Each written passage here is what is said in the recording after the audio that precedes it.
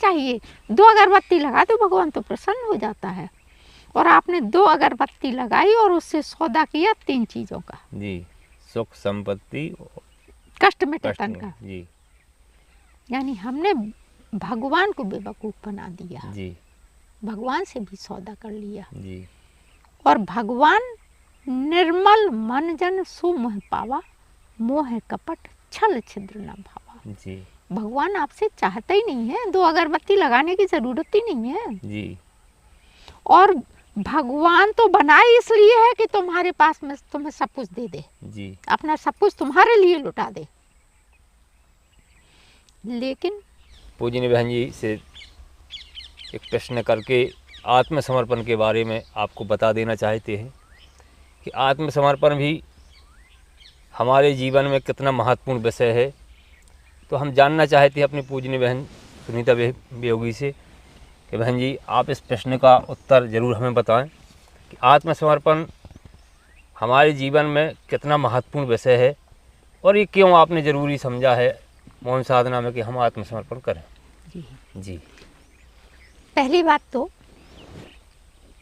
आत्मसमर्पण किए बिना ईश्वर का प्रेम पाया ही नहीं जा सकता, ऐसा हमारे धर्म ग्रंथों में लिखा है। जी और जिसने जिसने भी समर्पण किया उसने प्रभु को प्राप्त किया, मनचाही सफलता हासिल की। जी ये ग्रंथों से पढ़ने और सुनने को मिलता है, जी देखने को मिलता है। जी यानी ये तो पहले ही से निर्धारित है कि बिना समर्पण के ईश्वर रीझता नहीं है। जी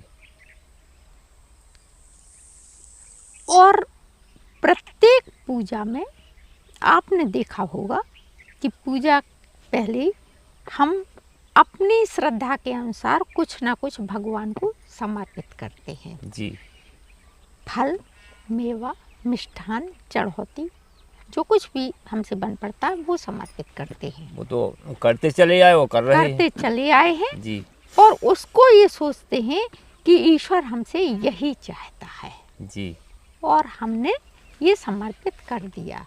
और इन सबको समर्पित करके एक मनोभावना है कि भगवान जैसा चाहता था हमने वैसा कर लिया, इसका हमें संतोष प्राप्त करने के लिए एक रास्ता मिलता है। जी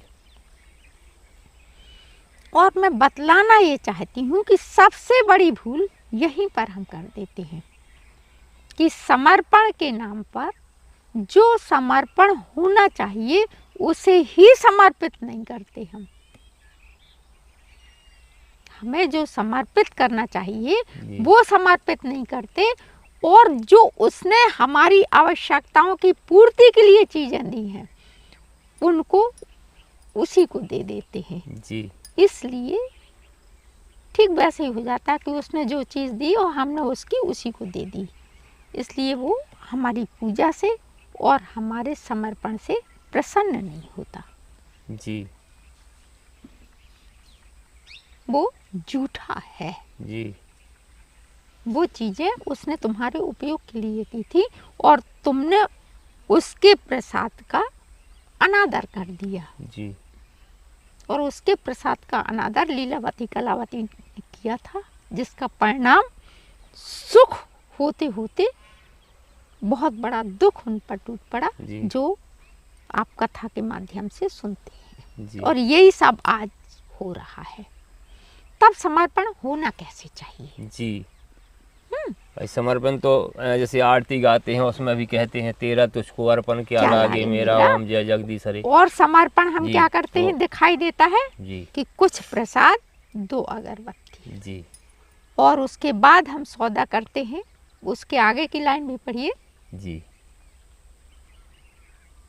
तेरा तुझको अर्पण क्या लागे मेरा। और उसके बाद पंक्ति ये भी गाते हैं सुख संपत्ति घर आवे, यानी सुख भी आए संपत्ति भी आए और ये सब मेरे घर आकर के मेरा कष्ट मिटे तन का।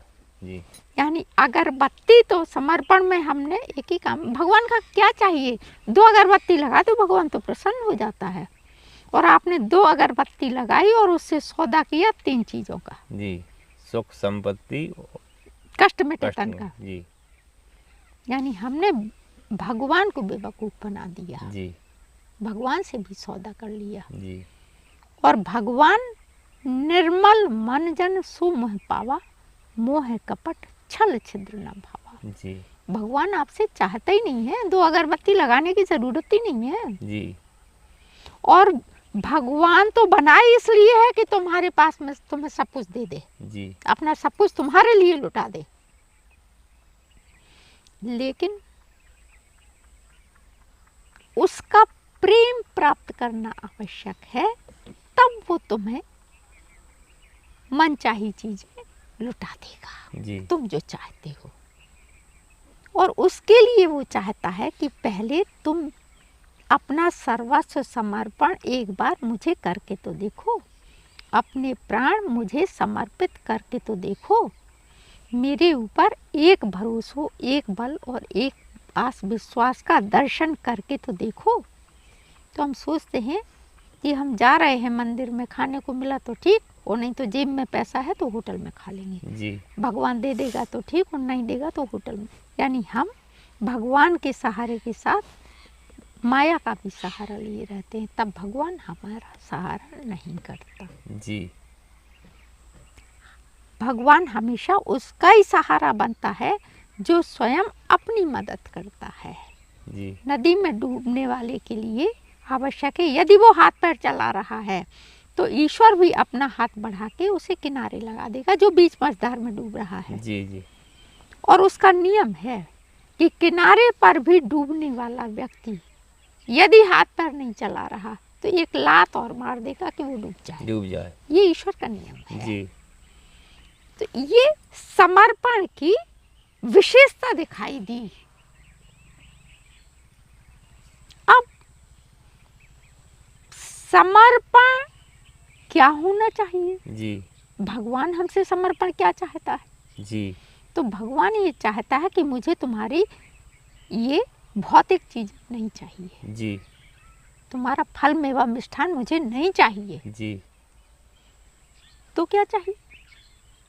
तुम्हारा अपना जो कुछ है वो तुम मुझे दे दो। जी तो हम अपना सब कुछ उसे नहीं देते, और जो जिन्हें हम अपना कहते हैं वो दे देते हैं, अपनी चीज उसे नहीं देते। इसलिए भगवान हमारी प्रार्थना स्वीकार नहीं करता। जी अब हमारा अपना क्या है जो उसे समर्पित करना है? जी। आइए इस पर विचार करते हैं। बिल्कुल। हमारा अपना वह सब कुछ है जो हमने स्वयं अपने हाथों से किया है। जी हमारा वह सब कुछ अपना है जो हमने अपने पैरों से किया है, आंखों से देखा है, कानों से सुना है, मन से सोचा है, विचारा है और किया है। इसी के लिए गीता में एक बात कह दी कि यत करोषि, तुम जो करते हो, यदश्नासी, तुम जो खाते हो, यज्जुहोषि, जो तुम दान करते हो, जो पूजा करते हो, जो पाठ करते हो, जो कुछ करते हो, यत करोषि यदश्नासी यज्जुहोषि ददासी यत, यत तपस्या, यानी मेरे नाम पर तुम जो तपस्या करते हो वो भी समर्पित कर दो। जी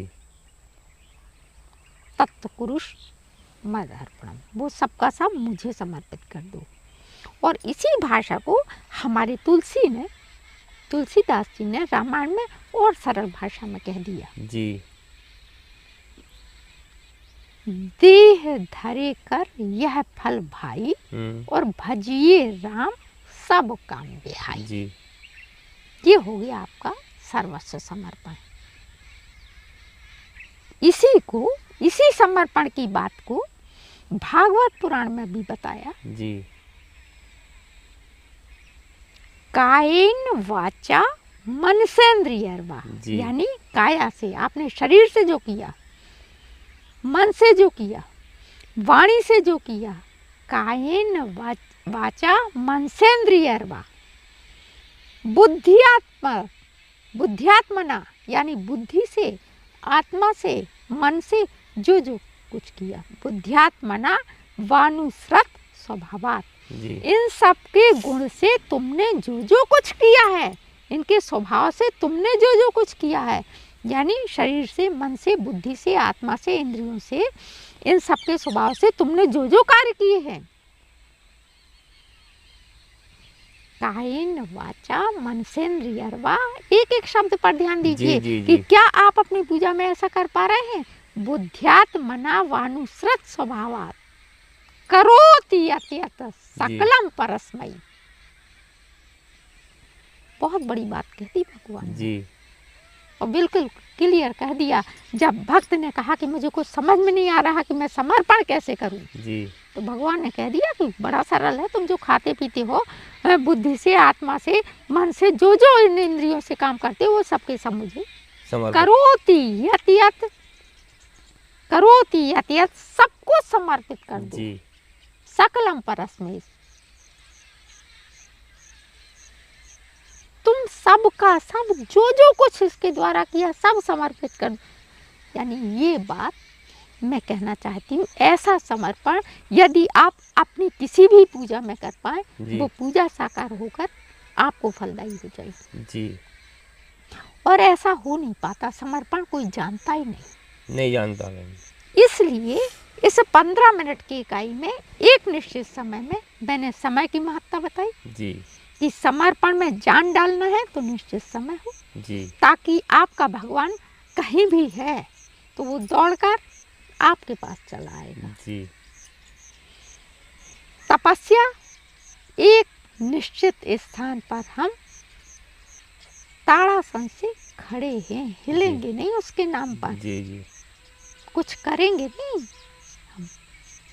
समय, आसन, स्थान के साथ जब इस तरह करोति यत् सकलम परस्मै नारायणायेति समर्पयेत्, जी। हम अपने ईश्वर को ये सबको समर्पित कर दें।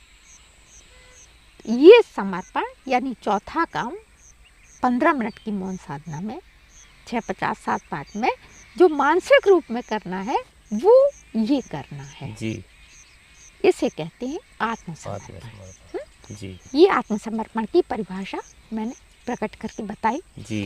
अब आत्मसमर्पण किया कैसे जाता है जी, करना क्या क्या है ये तो आपको बता दिया। अब किया कैसे जाता जाए है? जी। तो आत्मसमर्पण में हमको करना ये है कि हमने गत पिछले 24 घंटे में जो काम किए जी, यानी कल साधना के समय से आज साधना के समय तक हमने जो काम किए हैं जी, शरीर से, मन से, बुद्धि से, आत्मा से, इंद्रियों के स्वभाव से जो किया है उन सब को एक बार फिल्म की तरह देखना है आपको जी,